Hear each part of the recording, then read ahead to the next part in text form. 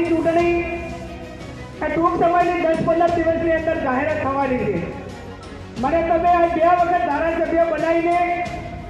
છે કે લોકસભા સુધી મૂકી છે અને વિશેષમાં આજે મારા ઠાકોર સમાજને 2 હાથ જોડીને વિનંતી કરું છું કે વાવ વિધાનસભાની 2 વખત 3 વખતની ચૂંટણી હોય કે બનાસકાંઠા લોકસભાની ચૂંટણી હોય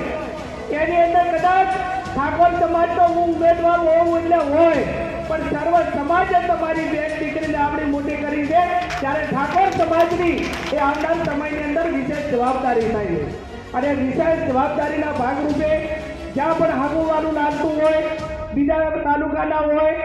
જ્યાં બીજા સમાજો જોડે તમારું ધર્મેનું હોય સંબંધો હોય ત્યાં એક સંબંધોનો ઉપયોગ કરીને